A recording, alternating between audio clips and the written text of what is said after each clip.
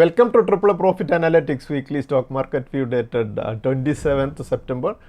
നമ്മളിപ്പോൾ ഇന്ന് കവർ ചെയ്യുന്നത് 29th സെപ്റ്റംബർ മുതൽ 3rd ഒക്ടോബർ വരെയുള്ള വീക്കാണ്. 2nd ഒക്ടോബർ മഹാത്മാഗാന്ധി ജയന്തിയുടെ അവധി ഉള്ളതുകൊണ്ട് നമുക്ക് നെക്സ്റ്റ് വീക്കിൽ 4 വർക്കിംഗ് ഡേയ്സ് മാത്രമാണ് ഉള്ളത്. കഴിഞ്ഞ ആഴ്ചയിൽ വീണ്ടും യുണൈറ്റഡ് സ്റ്റേറ്റ്സിൽ നിന്നും ഈ ഫാർമ സെക്ടറിനും കൂടെ താരിഫുകൾ 100% താരിഫ് പ്രഖ്യാപിച്ചതിനെ തുടർന്ന് മാർക്കറ്റ്, നമ്മുടെ ഇന്ത്യൻ മാർക്കറ്റ് കുറേ കൂടി ഒരു സെല്ലിംഗ് പ്രഷറിലൂടെയാണ് കടന്നു പോയത്. നമ്മൾ ഇതിനു മുമ്പുള്ള ഒരു 3 ആഴ്ചയോളം മാർക്കറ്റ് ഒരു റിക്കവറി പാത്തിലായിരുന്നു എന്നുണ്ടെങ്കിൽ കഴിഞ്ഞ ആഴ്ചയിൽ മേജറായിട്ടും ഐ ടിയും ഫാർമയിൽ നിന്നുള്ള 2 സെക്ടറിൽ നിന്നുള്ള ഒരു സെല്ലിംഗ് പ്രഷർ കാരണം മാർക്കറ്റ് ഒരു നെഗറ്റീവ് സെൻറ്റിമെൻറ്റ്സിൽ തന്നെയായിരുന്നു. നമ്മളിപ്പോൾ കാണുന്നത് നിഫ്റ്റിയുടെ വീക്കിലി ചാർട്ടാണ്. നമുക്ക് കാണാം കഴിഞ്ഞ ആഴ്ചയിൽ 672 പോയിൻറ്റ്സ് എന്നുള്ളൊരു വലിയൊരു ലോസോടുകൂടിയാണ് നിഫ്റ്റി 24,654 വന്ന് ക്ലോസ് ചെയ്തിരിക്കുന്നത് നമുക്ക് കാണാൻ സാധിക്കും. ഇതിന് മുമ്പുള്ള വീക്കിൽ 25,327 ആയിരുന്നു ക്ലോസ് ചെയ്തിരുന്നത്. കഴിഞ്ഞ ആഴ്ചയിൽ വലിയൊരു സെൽ ഓഫ് തന്നെയാണ് നമ്മൾ കണ്ടത്. അതുപോലെ നമ്മൾ സെൻസെക്സ് നോക്കുകയാണെങ്കിൽ സെൻസെക്സും കഴിഞ്ഞ ആഴ്ചയിൽ ഒരു 2,199 പോയിൻറ്റ്സ് കൂടെ കറക്റ്റ് ചെയ്ത് 80,426 ക്ലോസ് ചെയ്തിരിക്കുന്നത് നമുക്ക് കാണാൻ സാധിക്കും. മാർക്കറ്റിൻ്റെ ഒരു റീബൗണ്ടിൽ നിന്നും ടോട്ടലി ഒരു റിവേഴ്സലാണ് നമ്മൾ കഴിഞ്ഞ ആഴ്ചയിൽ കണ്ടിരിക്കുന്നത്. നമുക്ക് സെൻസെക്സിൻ്റെ ആ ഒരു മൂഡിൽ നിന്ന് നമുക്ക് കാണാൻ സാധിക്കും. അതുപോലെ നമ്മൾ നിഫ്റ്റിയുടെ മിഡ് ക്യാപ് ഇൻഡെക്സിൽ നോക്കുകയാണെങ്കിൽ 2,715 പോയിൻറ്റ്സ് കൂടെ കറക്റ്റ് ചെയ്ത് 56,378 മിഡ് ക്യാപ്പ് ഇൻഡെക്സും ക്ലോസ് ചെയ്തത്. അതുപോലെ നിഫ്റ്റിയുടെ സ്മോൾ ക്യാപ്പ് ഇൻഡെക്സ് നോക്കുകയാണെങ്കിൽ നമുക്ക് കാണാം 943 പോയിൻറ്റ്സ് കൂടെ കറക്റ്റ് ചെയ്ത് 17,560 വന്ന് ക്ലോസ് ചെയ്തിരിക്കുന്നത്. നമ്മൾ കഴിഞ്ഞ ആഴ്ചയിൽ കണ്ട ഏറ്റവും പ്രധാനപ്പെട്ട ഒരു നെഗറ്റീവ് ന്യൂസ് എന്താണെന്ന് വെച്ചിട്ടുണ്ടെങ്കിൽ US പ്രസിഡന്റ് ഡൊണാൾഡ് ട്രംപ് യൂസിലേക്കുള്ള ഫാർമസ്യൂട്ടിക്കൽ ഐറ്റംസിൻ്റെ ഇമ്പോർട്ടിൽ 100% താരിഫ് ചാർജ് ചെയ്യാനായിട്ട് ഡിക്ലെയർ ചെയ്യുകയുണ്ടായി. അത് ബ്രാൻഡഡ് ആൻഡ് പാറ്റൻറ്റഡ് ആയിട്ടുള്ള ഫാർമസ്യൂട്ടിക്കൽ ഐറ്റംസിനാണ് ഈ 100% താരിഫ് വരുന്നത്. അതേസമയം ഇന്ത്യൻ ഫാർമസ്യൂട്ടിക്കൽ കമ്പനീസിൽ അധികവും യൂസിലേക്ക് എക്സ്പോർട്ട് ചെയ്യുന്നത് ഈ ജനറിക് മെഡിസിൻസ് ആണ്. അതുകൊണ്ട് തന്നെ ഒരു ഓൾമോസ്റ്റ് ഒരു 99% ഇന്ത്യ ഇപ്പോൾ എക്സ്പോർട്ട് ചെയ്യുന്ന ഐറ്റംസിനും ഈ താരിഫ് അപ്ലിക്കബിൾ ആവില്ല എന്നുള്ളത് കൊണ്ട് തന്നെ നമ്മൾ ഇപ്പോഴത്തെ നമ്മുടെ ഇപ്പോൾ വന്നിട്ടുള്ളൊരു താരിഫ് കാര്യമായിട്ട് ഇന്ത്യൻ കമ്പനീസിനെ എഫക്റ്റ് ചെയ്യില്ല എന്ന് തന്നെയാണ് നമ്മൾ മനസ്സിലാക്കുന്നത്. പക്ഷേ ഇനിയും താരിഫുകളുടെ കുറേയധികം കാര്യങ്ങൾ ഇപ്പോഴും വന്നുകൊണ്ടിരിക്കുന്നത് കൊണ്ട് തന്നെ ഒരു പക്ഷേ ഇനിയും ജനറിക് പ്രോഡക്ട്സിന് കൂടെ ഏതെങ്കിലും ഒരു പെർസെൻറ്റേജ് ചാർജ് ചെയ്യാനുള്ള തീരുമാനം കൂടെയൊക്കെ വന്നേക്കാം. കാരണം നമ്മൾ കാണുന്നുണ്ട് ഒരു വളരെ പാനിക്കായിട്ടുള്ള കുറേ ഡിസിഷൻസാണ് യൂസിൻ്റെ പാർട്ടിൽ നിന്നും വരുന്നത്. അവിടെ ഇൻറ്റേർണൽ ആയിട്ടുള്ള അവരുടെ ഫിസിക്കൽ ഡെഫിസിറ്റ് പോലെയുള്ള കാര്യങ്ങളൊക്കെ കണ്ടെയ്ൻ ചെയ്യാനായിട്ടുള്ള കുറേ പാനിക്കായിട്ടുള്ള ഡിസിഷൻസാണ് ഇപ്പോഴും എടുത്തുകൊണ്ടിരിക്കുന്നത്. ഇതൊക്കെ എങ്ങനെയാണ് ഇതിൻ്റെ ഇമ്പാക്റ്റുകൾ വരാൻ പോകുന്നത് എന്നുള്ളത്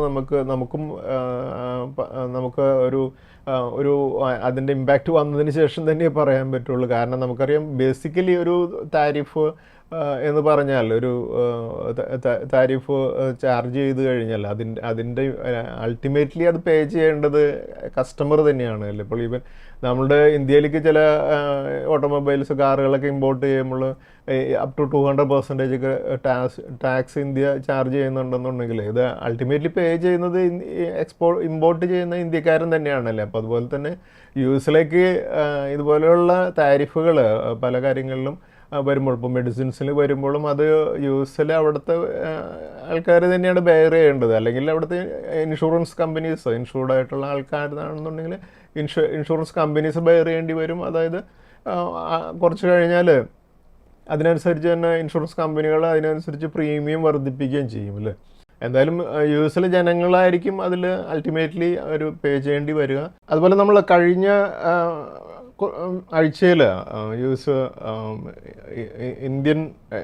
ഇന്ത്യക്കാർക്ക് പ്രധാനമായിട്ടും ഇമ്പാക്റ്റ് വരാവുന്ന രീതിയിലുള്ള H1B വിസകൾക്ക് $1 lakh ഫീസ് ചാർജ് ചെയ്തുകൊണ്ടുള്ളൊരു ഡിസിഷൻ പ്രഖ്യാപിക്കുന്നത് നമ്മൾ കണ്ടു.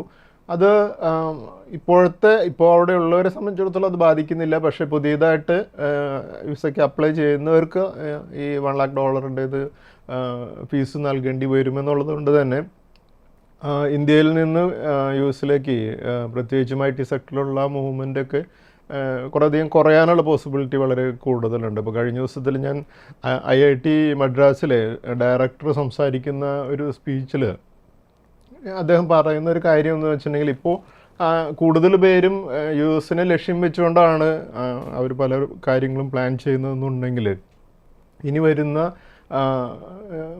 ഇനി IIT-യിൽ നിന്നൊക്കെ പാസ് ഔട്ട് ചെയ്യുന്ന ഒരു ഇന്ത്യയിൽ പുതിയ സ്റ്റാർട്ടപ്പുകളായിട്ട് അല്ലെങ്കിൽ ഇന്ത്യൻ കമ്പനീസിൽ ജോലി ചെയ്യാവുന്ന രീതിയിലേക്ക് ഇനി പ്ലാൻ ചെയ്യേണ്ടി വരും എന്നുള്ളൊരു കാര്യമാണ് അത് പറയുന്നത്.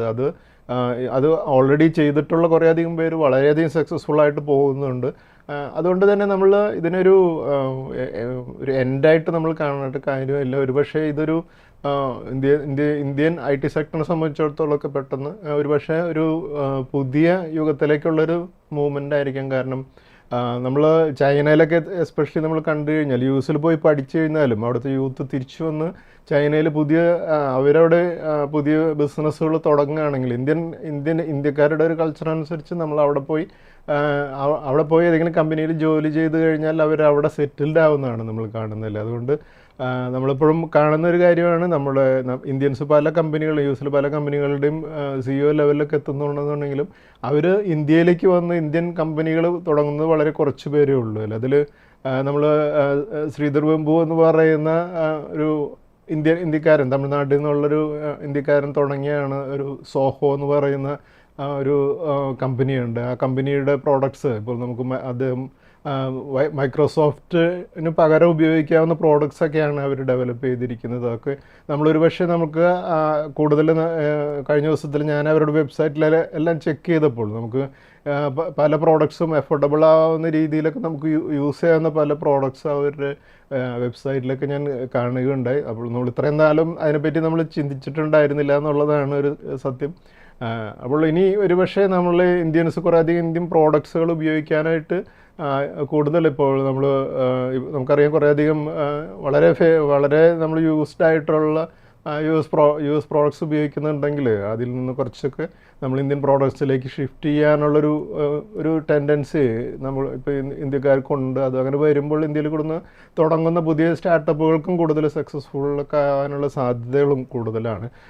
എന്തായാലും ഈ പുതിയ ഫാർമസ്യൂട്ടിക്കൽ സെക്ടറിന് വന്നിട്ടുള്ള ഈ പുതിയ 100% താരിഫ് എന്ന് പറഞ്ഞാൽ നമ്മുടെ ഇന്ത്യയിൽ നിന്ന് ഫാർമസ്യൂട്ടിക്കൽ ഈ ബ്രാൻഡഡ് ആയിട്ടുള്ള ഐറ്റംസ് എക്സ്പോർട്ട് ചെയ്യുന്ന ബയോകോൺ, അതുപോലെ അരവിന്ദ ഫാർമ, സൺ ഫാർമ എന്നീ കമ്പനികൾക്കൊക്കെ ഒരു നെഗറ്റീവായിട്ടുള്ളൊരു ന്യൂസാണ്. എന്തായാലും അത് വരും ദിവസങ്ങളിൽ കുറേ കൂടി ക്ലാരിറ്റി ലഭിക്കുമ്പോൾ ഈ കമ്പനികൾക്ക് കുറച്ചുകൂടെയൊക്കെ ഇമ്പാക്റ്റ് വരാനുള്ള സാധ്യതകളുണ്ട്. എന്തായാലും കുറച്ച് ദിവസത്തേക്ക് മാർക്കറ്റിന് അതിൻ്റേതായ ഒരു നെഗറ്റീവ് ഇമ്പാക്റ്റ് ഉണ്ടാകുമെന്ന കാര്യത്തിൽ സംശയമൊന്നുമില്ല. അതേസമയം നമ്മൾ കഴിഞ്ഞ ദിവസത്തിൽ GST റേറ്റ് കട്ട് വന്നതോടുകൂടി സ്മോൾ കാറുകളുടെയൊക്കെ സെയിൽസിൽ ഹ്യൂജ് ഇൻക്രീസാണ് വന്നിട്ടുള്ളത്. കഴിഞ്ഞ ദിവസത്തിൽ നമ്മൾ കാണുകയുണ്ടായി മാരുതിയുടെയൊക്കെ സെയിൽസിൽ വലിയ നമ്പറിൽ തന്നെ വലിയ ചേഞ്ച് വന്നിട്ടുള്ളത്. അപ്പോൾ അതേസമയം അതിനൊപ്പം തന്നെ നമ്മൾ കഴിഞ്ഞ ദിവസം കണ്ടതാണ് മാരുതിയുടെ മാർക്കറ്റ് ക്യാപ്പ് കഴിഞ്ഞ ദിവസത്തിൽ $57.6 ബില്യൺ വന്നിട്ടുണ്ട്. ആ ലെവലിലേക്ക് വന്നപ്പോൾ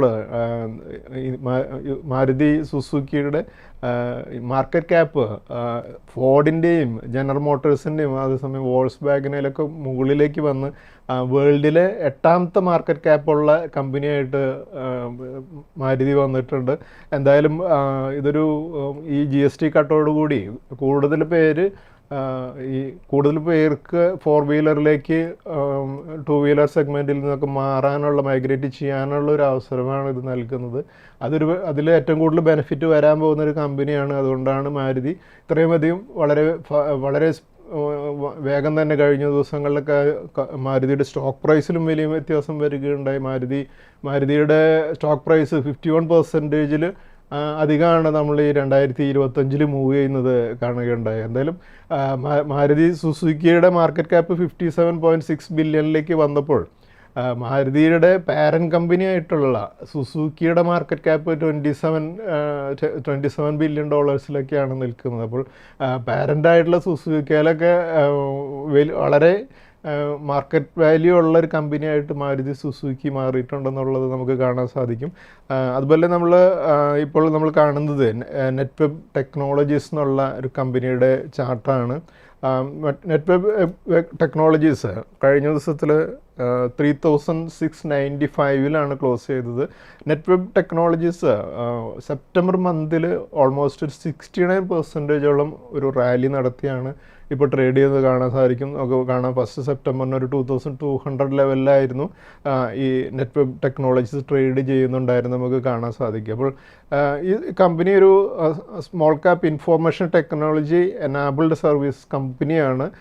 കമ്പനിക്ക് കഴിഞ്ഞ ദിവസത്തിൽ ഒരു ടൈറോൺ AI GPU ആക്സിലറേറ്റഡ് സിസ്റ്റംസിന് വേണ്ടിയിട്ടുള്ളൊരു ഓർഡർ ലഭിച്ചതിനെ തുടർന്നാണ് നെറ്റ്വെബ് ടെക്നോളജീസ് കഴിഞ്ഞ ദിവസത്തിലൊക്കെ ഇതുപോലെ വലിയൊരു റാലി ഉണ്ടായിരുന്നത്. അതായത് അപ്രോക്സിമേറ്റ്ലി 450 crores ഓർഡറാണ് കമ്പനിക്ക് ലഭിച്ചിട്ടുള്ളത്.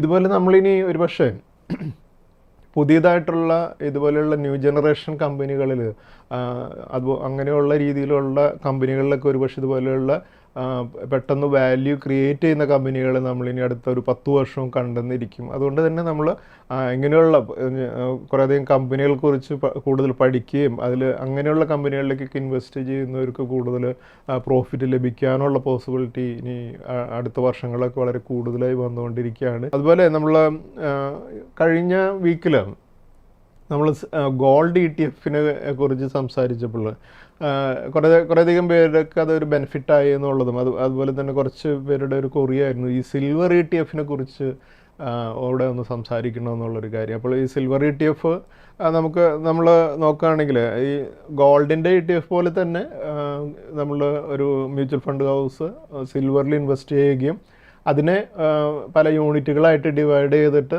നമ്മൾ NSE-യിൽ അല്ലെങ്കിൽ BSE-യിൽ സാധാരണ സ്റ്റോക്കുകൾ വാങ്ങുന്നത് പോലെ തന്നെ നമുക്ക് വാങ്ങി നമ്മുടെ ഡിമാറ്റ് അക്കൗണ്ടിൽ ഹോൾഡ് ചെയ്യാൻ സാധിക്കും എന്നുള്ളതാണ്. പലരും ഒരു പക്ഷേ സിൽവറിൻ്റെ ETF ഉണ്ട് എന്നുള്ളത് തന്നെ ശ്രദ്ധിച്ചിട്ടുണ്ടാവില്ല അല്ലേ. അപ്പോൾ അത് പലപ്പോഴും ഒരു യൂണിറ്റ് എന്ന് പറയുന്ന ഒരു ഗ്രാമിനോട് അനുബന്ധിച്ചായിരിക്കും ഒരു പക്ഷേ സാധാരണ എല്ലാ മ്യൂച്വൽ ഫണ്ടുകളും അങ്ങനെയാണ് ട്രേഡ് ചെയ്യുന്നത്. അപ്പോൾ നമുക്ക് മേജറായിട്ടുള്ള ഈ സിൽവർ ETF-കൾ NSE-യിൽ ട്രേഡ് ചെയ്യുന്നത് ഏതൊക്കെയാണെന്ന് നോക്കാം. അതിൽ ഏറ്റവും കൂടുതൽ പോപ്പുലർ ആയിട്ടുള്ള ഒന്നാണ് സിൽവർ ബീസ് എന്ന് പറയുന്ന നിപ്പോൺ ഇന്ത്യയുടെ സിൽവർ ETF. അതുപോലെ എഡൽവൈസിൻ്റെ സിൽവർ എന്നുള്ള ട്രേഡിംഗ് സിമ്പിൾ ഉള്ളതും ടാറ്റ സിൽവറിൻ്റെ ETF ടാറ്റ സിൽവർ എന്നുള്ളതും UTIയുടേത് UTI സിൽവർ ETF എന്നുള്ളതും അതുപോലെ മിറേ അസറ്റിൻ്റേത് മിറേ അസറ്റ് സിൽവർ എന്നുള്ളതും അതുപോലെ DSP സിൽവറിൻ്റെ DSP സിൽവർ എന്നുള്ള ആദിത്യ ബിർള ആദിത്യ BSLV എന്നുള്ളതാണ് അതിൻ്റെ ട്രേഡിംഗ് സിൽവർ. അതുപോലെ ആക്സിസ് സിൽവറിൻ്റേത് ആക്സിസ് സിൽവർ എന്ന് തന്നെയാണ്. HDFC സിൽവർ എന്നുള്ള HDFC ബാങ്കിൻ്റേതും അതുപോലെ SBI സിൽവറിൻ്റേത് SBI സിൽവർ എന്നുള്ളതും കൊട്ടാക്കിൻ്റേത് കൊട്ടാക് സിൽവർ എന്നും ICICI പ്രൊഡൻഷ്യലിൻ്റേത് ICICI സിൽവർ എന്നും മോട്ടിലാൽ ഓസ്വാളിൻ്റേത് മോട്ടിലാൽ സിൽവർ എന്നുള്ള ട്രേഡിംഗ് സിമ്പിളാണ് ഉള്ളത്. ഈ ട്രേഡിംഗ് സിമ്പിളുകൾ നമ്മളെടുത്തു കഴിഞ്ഞാൽ നമുക്ക് ഈ റേറ്റുകൾ കിട്ടും. ഇപ്പോൾ ഒരു എക്സാമ്പിളായിട്ട് നോക്കുകയാണെങ്കിൽ നമ്മളിപ്പോൾ കാണുന്ന ചാർട്ട് നിപ്പോൺ ഇന്ത്യ സിൽവറിൻ്റെ ETF ആണ്. നമുക്ക് കാണാം ഇത് 133 ലെവലിലാണ് കഴിഞ്ഞ വീക്കിൽ ട്രേഡ് ചെയ്തുകൊണ്ടിരുന്നത് നമുക്ക് കാണാൻ സാധിക്കും. ഓൾമോസ്റ്റ് നമുക്കൊരു 85 ലെവലിലായിരുന്നു ജാനുവരി 2025 പീരീഡിൽ ട്രേഡ് ചെയ്തിരുന്നത്. അതായത് ഈ 2025 പീരീഡിൽ ഓൾമോസ്റ്റ് 56%ഓളം ഈ സിൽവറിൻ്റെ ETF മുന്നോട്ട് പോയിട്ടുണ്ടെന്ന് നമുക്ക് കാണാൻ സാധിക്കും. ഞാനൊരു കഴിഞ്ഞ ദിവസം ഗോൾഡിൻ്റെ ETF അതിൻ്റെ കാണിച്ചപ്പോൾ എൻ്റെ പോർട്ട്ഫോളിയോയിലുള്ള ഗോൾഡിൻ്റെ ETF-ൻ്റെ ഒരു സ്ക്രീൻഷോട്ട് കാണിക്കാൻ സാധിച്ചിരുന്നു. പക്ഷേ ഞാൻ ഈ സിൽവറിൻ്റെ ETF എൻ്റെ പോർട്ട്ഫോളിയോയിൽ ഇല്ല. അതുകൊണ്ട് എനിക്ക് അങ്ങനെ ഒരു പോർട്ട്ഫോളിയോ അതിൻ്റെ ഒരു സ്ക്രീൻഷോട്ട് നമുക്ക് ആയിട്ട് എക്സാമ്പിളായിട്ട് കാണിക്കാൻ സാധിക്കില്ല. എന്തായാലും നമ്മൾ ഒരു 10 യൂണിറ്റിൻ്റെ സിൽവർ ETF വാങ്ങുകയാണെങ്കിൽ വാങ്ങി നമ്മുടെ പോർട്ട്ഫോളിയോയിൽ ഹോൾഡ് ചെയ്യുകയാണെങ്കിൽ ഒരുപക്ഷെ സിൽവറിൻ്റെ ETF-ഉം ഗോൾഡിൻ്റെ ETF പോലെ തന്നെ വളരെ നല്ല രീതിയിൽ വരും ദിവസങ്ങളിൽ നമ്മൾ 1-2 വർഷങ്ങളിലേക്കാണ് നമ്മൾ മിനിമം ഹോൾഡ് ചെയ്യാൻ ഉദ്ദേശിച്ചുകൊണ്ട് വേണം ETF-കൾ വാങ്ങാനായിട്ട്. അപ്പോൾ നമ്മൾ സിൽവറിൻ്റെ ETF-ലും കുറച്ച് എമൗണ്ട് ഇൻവെസ്റ്റ് ചെയ്യുന്നതിൽ എന്തായാലും ഒരു ബുദ്ധിപരമായിട്ട് തീരുമാനമായിരിക്കുമെന്ന് തന്നെയാണ് ഞാൻ കരുതുന്നത്. അതുപോലെ ഞാൻ കഴിഞ്ഞ ആഴ്ചയിൽ നമ്മൾ നിഫ്റ്റി 2025 മുതൽ 2035 വരെയുള്ള ഒരു മൂവ്മെൻ്റ് എന്തായിരിക്കും എന്നുള്ളതിനെക്കുറിച്ച് നമ്മൾ സംസാരിക്കുകയുണ്ടായി. അപ്പോൾ അതിൻ്റെ ഒരു ബേസിക്കായിട്ടൊരു വർക്കിംഗ് ഒരു ഹിസ്റ്റോറിക്കൽ ഒരു നിഫ്റ്റിയുടെ ഒരു റിട്ടേൺ വന്നിരുന്നൊരു 15% ആയിരുന്നുകൊണ്ട് തന്നെ നിഫ്റ്റി 2025 മുതൽ 2035 വരെയുള്ള ഓരോ വർഷത്തെയും ഒരു 15% CAGR മൂവ് ചെയ്ത് കഴിഞ്ഞാൽ 2035 1,02,462 എന്നുള്ള ലെവലിലേക്ക് എത്തും എന്നുള്ളൊരു കാര്യം സംസാരിക്കുകയുണ്ടായി. അപ്പോൾ കുറച്ച് പേര് അതിൽ അത് കൂടുതൽ അതൊരു എക്സാജറേറ്റഡ് ആയിട്ടുള്ളൊരു മൂവ്മെൻ്റ് അല്ലേ നമ്മളതിനെക്കുറിച്ച് സംസാരിക്കുന്നത് എന്നുള്ളൊരു കാര്യം എൻ്റെ അടുത്ത് ചോദിക്കുകയുണ്ടായി. പക്ഷേ നമ്മൾ കൃത്യമായിട്ടുള്ള ഒരു ഹിസ്റ്ററി പഠിച്ചതിന് ശേഷം ഇതുപോലെ നമ്മളൊരു മൂവ്മെൻറ്റിന് ഒരു പ്ലാൻ ചെയ്തുകൊണ്ട് നമ്മൾ ഇൻവെസ്റ്റ്മെൻറ്റ്സ് പ്ലാൻ ചെയ്യുമ്പോഴാണ് നമ്മളുടെ വെൽത്ത് ക്രിയേഷൻ എന്നുള്ള ഒരു പ്രോസസ്സ് നമുക്ക് ശരിയായ രീതിയിൽ അതിൻ്റെ ബെനിഫിറ്റ് എടുക്കാൻ സാധിക്കുക. അല്ല അതിൽ ബേസിക്കായിട്ടുള്ള കാര്യം ഞാൻ പറയുകയാണെങ്കിൽ നമ്മൾ സെൻസെക്സ് 500-ന് താഴെ ട്രേഡ് ചെയ്യായിരുന്നു ഞാൻ എൻ്റെ ആദ്യത്തെ ഇൻവെസ്റ്റ്മെൻറ്റ് ചെയ്യുന്ന ഒരു പീരീഡിൽ 1988 എന്നുള്ളത്. അവിടെ നിന്ന് ഞാൻ ഈ സെൻസെക്സ് 1000 ആകുമെന്ന് ആ പീരീഡിൽ പറയുമ്പോഴും ഇമാജിൻ ചെയ്യാൻ പറ്റുന്നുണ്ടായിരുന്നില്ല. കാരണം ഇരട്ടിയാവുന്നതിനെ കുറിച്ചാണല്ലോ സംസാരിച്ചിരുന്നത്. അതിനുശേഷം അത് സെൻസെക്സ് 1000-ലെത്തിയ സമയത്ത് ഏറ്റവും എല്ലാ മീഡിയയിലും അന്ന് കണ്ട ഒരു ന്യൂസ് സെൻസെക്സ് വളരെ ഓവർവാല്യൂഡായി 1000-ലെത്തിയിരിക്കുന്നു, ഇനി എല്ലാവരും എക്സിറ്റ് ചെയ്യുക എന്നുള്ളൊരു ഒരു ന്യൂസായിരുന്നു അന്ന് മീഡിയയിലൊക്കെ വന്നുകൊണ്ടിരുന്നത്. അതിനുശേഷം 1000 വന്നു. അതിനുശേഷം കുറച്ച് കറക്റ്റ് ചെയ്തതിന് ശേഷം പിന്നീട് നമ്മൾ കണ്ടത് അവിടുന്ന് 5000-ലേക്കും 10,000-ലേക്കൊക്കെ ഉള്ള മൂവ്മെൻറ്റ്, അതായത് 500 ലെവലിൽ നിന്ന് പിന്നീട് 5000-ലേക്കും 10,000-ലേക്കൊക്കെ മൂവ് ചെയ്യുന്നത് കണ്ടു. ഇപ്പോൾ നമുക്കറിയാം 80,000-ലേക്ക് വന്നിരിക്കുന്നത്. അപ്പോൾ ഞാനതിൽ ബേസിക്കായിട്ട് അന്ന് പഠിച്ചൊരു കാര്യം, ഈവൻ ഒരു 5,000 അല്ലെങ്കിൽ 10,000 വരുമ്പോഴും ഒരു മെച്യൂരിറ്റി ഇല്ലാത്തൊരു ഇൻവെസ്റ്റർ എന്നുള്ള നിലയ്ക്ക്, ആ ഒരു യങ്ങർ ഏജിൽ ആ ഒരു നിലയ്ക്ക് തന്നെ ഞാൻ പലപ്പോഴും പല മീഡിയാസും ഇത് ഹയർ വാല്യൂഡായി ഇവിടെ നിന്ന് മാർക്കറ്റ് കറക്റ്റ് ചെയ്യുമെന്ന് പറയുന്ന സമയത്ത് ഞാനത് കാര്യം നമ്മളപ്പോൾ ആലോചിച്ച് കഴിഞ്ഞാൽ നമുക്കും ഒരു റിയാക്ഷൻ, നമ്മുടെ ഒരു നീജർക്ക് റിയാക്ഷൻ മൂലം നമ്മളും പലപ്പോഴും പോർട്ട്ഫോളിയോ വിൽക്കാനായിരിക്കും നമ്മൾ ശ്രമിക്കുക. പക്ഷേ ഇന്ത്യ എന്ന് പറയുന്ന ഒരു രാജ്യം, നമുക്കറിയാം ഇത്രയും പോപ്പുലേഷനുള്ള ഒരു രാജ്യത്തിൽ, അതുപോലെ തന്നെ GDP ഇത്ര ഗ്രോ ചെയ്യുന്ന ഒരു രാജ്യത്തിൻ്റെ ആ ഒരു ഗ്രോത്തിനനുസരിച്ചാണ്, ഏണിങ്സിനനുസരിച്ചാണ് ഈ സെൻസെക്സും നിഫ്റ്റിയും എല്ലാം ഗ്രോ ചെയ്യുന്നത് അല്ലേ. അപ്പോൾ ആ ഒരു ഗ്രോത്ത് വരുമ്പോൾ ഇതുപോലെ മൂവ് ചെയ്യും എന്നുള്ളത് 2010 കൂടിയൊക്കെ കൃത്യമായിട്ട് മനസ്സിലാക്കാനായിട്ട് നമുക്ക് സാധിക്കുകയുണ്ടായി. അപ്പോൾ അതിന് ശേഷമാണ് എൻ്റെ ബേസിക്കലി ഞാൻ വെൽത്ത് ക്രിയേറ്റ് ചെയ്യാൻ തുടങ്ങിയത്. അതായത് അടുത്തൊരു 10 വർഷത്തേക്കൊക്കെ ഉള്ള ഒരു മൂവ്മെൻറ്റ് നമ്മൾ ആൻറ്റിസിപ്പേറ്റ് ചെയ്യുക. ഒരുപക്ഷെ ഇപ്പോൾ കോവിഡ് പോലെയുള്ളൊരു ഇഷ്യൂ ഉണ്ടായി, ഒരു മാർക്കറ്റിലൊക്കെ വലിയൊരു കറക്ഷൻ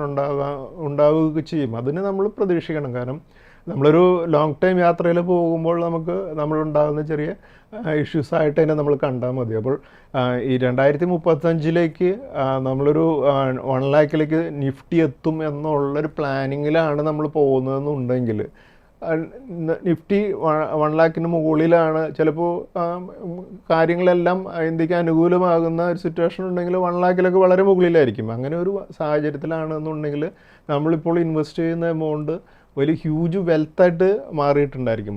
അതായിരിക്കണം നമ്മൾ പ്ലാൻ ചെയ്യേണ്ടത്. അതുപോലെ അതേസമയം നമ്മളിപ്പോൾ കുറേ അധികം നമ്മൾ സംശയങ്ങളുമായിട്ട് ഇരിക്കുകയാണെങ്കിൽ നമ്മൾ ഈ വെൽത്ത് ക്രിയേഷൻ എന്നുള്ള പ്രോസസ്സ് ഒരിക്കലും നമ്മുടെ കാര്യത്തിൽ നടക്കില്ല.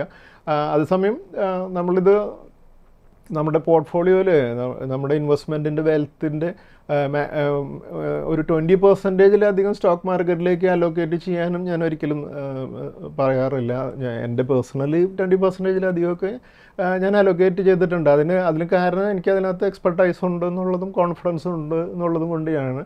അതേസമയം ഒരു സാധാരണക്കാരനായ ഒരു ഇൻവെസ്റ്റർ 20%-ലധികം സ്റ്റോക്ക് മാർക്കറ്റിലേക്ക് അയാളുടെ വെൽത്ത് ഇൻവെസ്റ്റ് ചെയ്യേണ്ട കാര്യമില്ല. പക്ഷേ ഇതുപോലെ ഇത്രയും ഒരു പോസിറ്റീവായിട്ടൊരു ഔട്ട്ലുക്കോട് കൂടി 20% ഇൻവെസ്റ്റ് ചെയ്യുകയാണെങ്കിൽ ഒരുപക്ഷെ നമ്മുടെ ഒരു 50-55 വയസ്സിലേക്കാണ് 2035 ഒരു 50 വയസ്സാകുന്ന അല്ലെങ്കിൽ 55 വയസ്സാകുന്ന ഒരാളെ സംബന്ധിച്ചിടത്തോളം ഒരു റിട്ടയർമെൻറ്റിനുള്ള വലിയൊരു വാല്യൂ അല്ലെങ്കിൽ വെൽത്ത് മാർക്കറ്റിൽ നിന്ന് തന്നെ ക്രിയേറ്റ് ചെയ്യാനായിട്ട് നമുക്ക് സാധിക്കുകയും ചെയ്യും. നമ്മൾ മിക്ക വീഡിയോയിലും ഒരു ഹൈ വാല്യൂഡ് ആയിട്ടുള്ള സ്റ്റോക്കുകൾ ഇനി ഒരു മുകളിലേക്ക് ഒരു 20% അധികമൊക്കെ മൂവ് ചെയ്യാൻ പോസിബിലിറ്റി ഉള്ള സ്റ്റോക്കുകളെ കുറിച്ച് നമ്മൾ ഡിസ്കസ് ചെയ്യാറുണ്ട്. ഇന്ന് നമ്മൾ അതുപോലെയുള്ള ഒരു 4 സ്റ്റോക്കുകളെ കുറിച്ച് ഡിസ്കസ് ചെയ്യാം. നമ്മളിന്ന് ആദ്യം നോക്കുന്ന സ്റ്റോക്ക് ഏഷ്യർ മോട്ടോഴ്സ് എന്നുള്ള സ്റ്റോക്കാണ്. ഈ സ്റ്റോക്ക് വരുന്ന ഇൻഡസ്ട്രി 2 അല്ലെങ്കിൽ 3 വീലേഴ്സ് എന്നുള്ള ഇൻഡസ്ട്രിയിൽ നിന്ന് ആണ് ഈ സ്റ്റോക്ക് വരുന്നത്. ഈ സ്റ്റോക്ക് വലിയൊരു റാലിയോടുകൂടിയാണ് ഇപ്പോൾ മുന്നോട്ട് പോയിക്കൊണ്ടിരിക്കുന്നത്. 7047 ലെവലിലാണ് ഇപ്പോൾ ഏഷ്യർ മോട്ടോഴ്സ് ട്രേഡ് ചെയ്തുകൊണ്ടിരിക്കുന്നത്. നമ്മൾ ഏഷ്യർ മോട്ടോഴ്സ് എൻ്റെ പോർട്ട്ഫോളിയോയിൽ ഞാൻ ഹോൾഡ് ചെയ്യുന്നൊരു സ്റ്റോക്കാണ്. ഈ സ്റ്റോക്ക് ഓൾമോസ്റ്റ് ഒരു 20,000 ലെവലിൽ വന്നതിന് ശേഷം സ്റ്റോക്ക് സ്പ്ലിറ്റ് ചെയ്തതിന് ശേഷമാണ് 2000 ലെവലിലേക്ക് വന്നതാണ്. അതിന് ശേഷം അവിടെ നിന്ന് വീണ്ടും ഈ സ്റ്റോക്ക് മൂവ് ചെയ്ത് 7,447 ലെവലിലൊക്കെയാണ് ഇപ്പോൾ ട്രേഡ് ചെയ്തുകൊണ്ടിരിക്കുന്നത്. ഏഷ്യർ മോട്ടോഴ്സും ഇപ്പോൾ വന്നിട്ടുള്ള ഈ GST കട്ടൊക്കെ മൂലം കുറേയധികം അവരുടെ റവന്യൂവിലൊക്കെ കൂടുതൽ വരുന്നതുകൊണ്ട് തന്നെ ഏഷ്യർ മോട്ടോഴ്സും വരും ദിവസങ്ങളിൽ നല്ല രീതിയിൽ പെർഫോം ചെയ്യുമെന്ന് ഞാൻ എക്സ്പെക്റ്റ് ചെയ്യുന്ന ഒരു സ്റ്റോക്കാണ്. അതുപോലെ നമ്മൾ കഴിഞ്ഞ വീക്കിലെല്ലാം വീക്ക് മാർക്കറ്റ് കണ്ടീഷൻ ആണെങ്കിലും വളരെ നല്ല രീതിയിൽ പെർഫോം ചെയ്യുന്നത് കണ്ട ഒരു സ്റ്റോക്കാണ് ലാർസൻ ആൻഡ് ടൂബ്രോ LNT. ഇത് കൺസ്ട്രക്ഷൻ ആൻഡ് എഞ്ചിനീയറിംഗ് ഇൻഡസ്ട്രി എന്നുള്ള ഈ സ്റ്റോക്കാണ്. കഴിഞ്ഞ വീക്കിൽ 3729 LNT ക്ലോസ് ചെയ്തിരിക്കുന്നത്. LNTയും വരും ദിവസങ്ങളിൽ ഈ ഒരു നല്ലൊരു പെർഫോമൻസ് കണ്ടിന്യൂ ചെയ്യുമെന്ന് തന്നെ നമുക്ക് പ്രതീക്ഷിക്കാം. അതുപോലെ മാരുതി നമ്മൾ കുറച്ച് മുമ്പ് ഡിസ്കസ് ചെയ്തൊരു സ്റ്റോക്കാണ്. കാർസ് ആൻഡ് യൂട്ടിലിറ്റി വെഹിക്കിൾസ് എന്നുള്ള ഇൻഡസ്ട്രിയിൽ നിന്നുള്ള സ്റ്റോക്ക് വലിയൊരു റാലി ഈ വർഷം ഓൾമോസ്റ്റ് ഒരു 52% റാലി നടത്തിയതിന് ശേഷം 16,286 ക്ലോസ് ചെയ്തിരിക്കുന്നത്.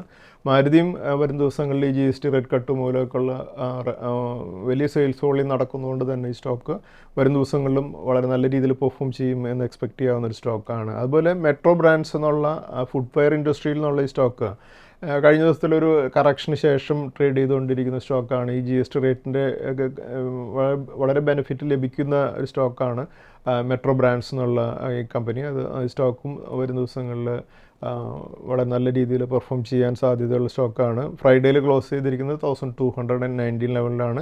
അതുകൊണ്ട് മെട്രോ ബ്രാൻഡ്സും നമുക്ക് നമ്മുടെ വാച്ച് ലിസ്റ്റ് കീപ്പ് ചെയ്യാവുന്ന ഒരു സ്റ്റോക്കാണ്. അതുപോലെ കഴിഞ്ഞ ആഴ്ചയിൽ വളരെ നല്ല രീതിയിൽ പെർഫോം ചെയ്ത സ്റ്റോക്കുകൾ നോക്കാം. ഈ സ്റ്റോക്കുകൾ ടാറ്റ ഇൻവെസ്റ്റ്മെൻറ്റ്സ് 18% ഉയർന്നാണ് ക്ലോസ് ചെയ്തത്. അതുപോലെ നെറ്റ്വെബ് ടെക്നോളജീസ് 12% ഉയർന്നും, ഹിന്ദുസ്ഥാൻ കോപ്പർ 10% ഉയർന്നും, NLC 7% ഉയർന്നും, അനന്തരാജ് 6% ഉയർന്നും, ഉഷ മാർട്ടിൻ 5% ഉയർന്നും, ദീപക് ഫെർട്ടിലൈസേഴ്സ് 5% ഉയർന്നും, മിൻഡ കോർപ്പറേഷൻ 4% ഉയർന്നും, AUSF ബാങ്ക് 3% ഉയർന്നും, അസായി ഗ്ലാസ് 3% ഉയർന്നും, അദാനി പവർ 3% ഉയർന്നും, ഗുജറാത്ത് മിനറൽ 2% ഉയർന്നും, മുത്തൂറ്റ് ഫിനാൻസ് 2% ഉയർന്നും, ഷിപ്പിംഗ് കോർപ്പറേഷൻ 2% ഉയർന്നും, മാരുതി സുസുക്കി 2% ഉയർന്നാണ് ക്ലോസ് ചെയ്തത്. ഈ സ്റ്റോക്കുകളെല്ലാം ഒരു അപ് ട്രെൻഡിലുള്ള സ്റ്റോക്കുകളായതുകൊണ്ട് നമുക്ക് നമ്മുടെ വാച്ച് ലിസ്റ്റിൽ കീപ്പ് ചെയ്യാം. അതുപോലെ കഴിഞ്ഞ ആഴ്ചയിലെ FIസിൻ്റെ ഡാറ്റ നോക്കുമ്പോൾ ഫോറിൻ ഇൻസ്റ്റിറ്റ്യൂഷൻസ് 19,570.1 crores സെല്ലേഴ്സ് ആയിരുന്നു. അതേസമയം ഡൊമസ്റ്റിക് ഇൻസ്റ്റിറ്റ്യൂഷൻസ് 17,411.4 crores ബയേഴ്സും ആയിരുന്നു. നെക്സ്റ്റ് നമുക്ക് നിഫ്റ്റിയുടെ അനാലിസിസിലേക്ക് കടക്കാം. നമ്മളിപ്പോൾ കാണുന്ന നിഫ്റ്റിയുടെ കഴിഞ്ഞ ആഴ്ചയിൽ ട്രേഡിംഗ് പാറ്റേൺ ആണ്. നമുക്ക് ഈ ചാർട്ടിൽ നിന്ന് കാണാൻ സാധിക്കും മാർക്കറ്റിൽ കഴിഞ്ഞ ആഴ്ചത്തെ ഒരു സെല്ലിംഗ് പ്രഷർ. 19th സെപ്റ്റംബറിന് നിഫ്റ്റി 25,327 ക്ലോസ് ചെയ്തിരുന്ന മാർക്കറ്റ് 22nd സെപ്റ്റംബറിന് 124 പോയിൻറ്റ്സ് താഴ്ന്നും, 23rd സെപ്റ്റംബറിന് 32 പോയിൻറ്റ്സ് താഴ്ന്നും, 24th സെപ്റ്റംബറിന് 112 പോയിൻറ്റ്സ് താഴ്ന്നും, 25th സെപ്റ്റംബറിന് 166 പോയിൻറ്റ്സ് താഴ്ന്നും, 26th സെപ്റ്റംബറിന് 236 പോയിൻറ്റ്സ് താഴ്ന്നുമാണ് ക്ലോസ് ചെയ്തത്. ഓൾമോസ്റ്റ് ഒരു 672 പോയിൻറ്റ്സ് താഴ്ന്ന അല്ലെങ്കിൽ 2.65% ആണ് കഴിഞ്ഞ ആഴ്ചയിൽ നിഫ്റ്റിയുടെ നഷ്ടം. അതേസമയം നിഫ്റ്റിയുടെ മന്ത്ലി ചാർട്ടിൽ നോക്കുമ്പോൾ നമുക്ക് കാണാം ഓൾമോസ്റ്റ് 900 പോയിൻറ്റ്സ് കഴിഞ്ഞ ആഴ്ച വരെ നിഫ്റ്റി ഉയർന്നതിന് ശേഷം ഈ കഴിഞ്ഞ ആഴ്ചയിലുണ്ടായ മോർ ദാൻ 600 പോയിൻറ്റ്സിൻ്റെ നഷ്ടത്തോടു കൂടി നിഫ്റ്റി ഇപ്പോൾ 227 പോയിൻറ്റ്സ് കൂടെ ആഡ് ചെയ്താണ് ഇപ്പോൾ ട്രേഡ് ചെയ്തുകൊണ്ടിരിക്കുന്നത്, നമുക്ക് കാണാൻ സാധിക്കും. അതുപോലെ നിഫ്റ്റിയുടെ വീക്ക്ലി ചാർട്ടിൽ പ്രധാനപ്പെട്ട DMAs മാർക്ക് ചെയ്തിരിക്കുന്നത് നോക്കുമ്പോൾ നമുക്ക് കാണാം 200 DMA വരുന്നത് 24,161ലും, 50 DMA വരുന്നത് 24,864ലും, 100 DMA വരുന്നത് 24,932ലും, 20 DMA വരുന്നത് 24,974ലും.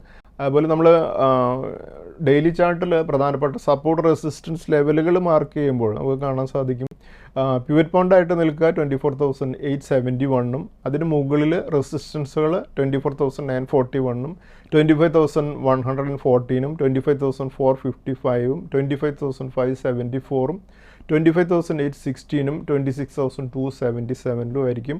അതേസമയം 24,871 താഴെ സപ്പോർട്ട് ലെവലുകളായിരിക്കും 24,639, 24,125, 23,823, 23,709, 23,308, 22,669 എന്നീ ലെവൽസ് ആയിരിക്കും. അതേസമയം നിഫ്റ്റിയുടെ നെക്സ്റ്റ് വീക്കിലേക്കുള്ള ഒരു വീക്ക്ലി റേഞ്ച് ഫിക്സ് ചെയ്യുമ്പോൾ അപ്പർ റേഞ്ച് 25,455ഉം ലോവർ റേഞ്ച് 23,709ഉം ആയിരിക്കും. പിവറ്റ് പോയിൻ്റായിട്ട് നിൽക്കുക 24,871ഉം ആയിരിക്കും. നെക്സ്റ്റ് നമുക്ക് അടുത്ത ആഴ്ചയിൽ ഇൻവെസ്റ്റ്മെൻറ്റ് സ്ട്രാറ്റജീസിലേക്ക് കടക്കുമ്പോൾ നമ്മുടെ ഇന്നത്തെ സ്റ്റോക്ക് ഓഫ് ദ വീക്കായിട്ട് നമ്മൾ ഡിസ്കസ് ചെയ്യുന്ന സ്റ്റോക്ക് ഉഷ മാർട്ടിൻ ആണ്. ഉഷ മാർട്ടിൻ കഴിഞ്ഞ ആഴ്ചയിൽ ഒരു 448ലാണ് ക്ലോസ് ചെയ്തിരിക്കുന്നത്. ഉഷ മാർട്ടിൻ്റെ ഈ 448ന് മുകളിലുള്ള റെസിസ്റ്റൻസ് ലെവലായിരിക്കുക 495 ആണ്. അതുകൊണ്ട് നമ്മുടെ ഇന്നത്തെ stock of the week Usha Martin ആണ്. അതുപോലെ നമ്മുടെ ഇന്നത്തെ ട്രിപ്പിൾ ടെക്നിക്കൽ പിക്കായിട്ടുള്ള സ്റ്റോക്ക് ഹിന്ദുസ്ഥാൻ കോപ്പറാണ്. ഈ സ്റ്റോക്ക് കഴിഞ്ഞ ആഴ്ചയിൽ 311ലാണ് ക്ലോസ് ചെയ്തിരിക്കുന്നത്. ഈ ലെവലിന് മുകളിൽ അടുത്ത റെസിസ്റ്റൻസ് 345 ആണ്. അതുകൊണ്ട് നമ്മുടെ ഇന്നത്തെ ട്രിപ്പിൾ ടെക്നിക്കൽ പിക്ക് ഹിന്ദുസ്ഥാൻ കോപ്പറാണ്. അതുപോലെ ഇന്നത്തെ നമ്മുടെ സ്റ്റോക്സ് വിത്ത് ടെക്നിക്കൽ ബ്രേക്ക്ഔട്ടുകൾ ഏതൊക്കെയാണെന്ന് നോക്കാം. ഈ സ്റ്റോക്കുകൾ Canara bank, shipping corporation, JBM auto, Ashok Leyland, അതുപോലെ മെസഗോണ്ടോക്ക് എന്നീ സ്റ്റോക്കുകളാണ്. ഈ സ്റ്റോക്കുകളും ഒരു അപ്വേർഡ് മൂവ്മെൻറ്റിലുള്ള സ്റ്റോക്കുകളായതുകൊണ്ട് തന്നെ നമുക്ക് അടുത്ത ആഴ്ചയിൽ ഈ സ്റ്റോക്കുകളെയും നമ്മുടെ വാച്ച് ലിസ്റ്റിൽ കീപ്പ് ചെയ്യാം. Thank you.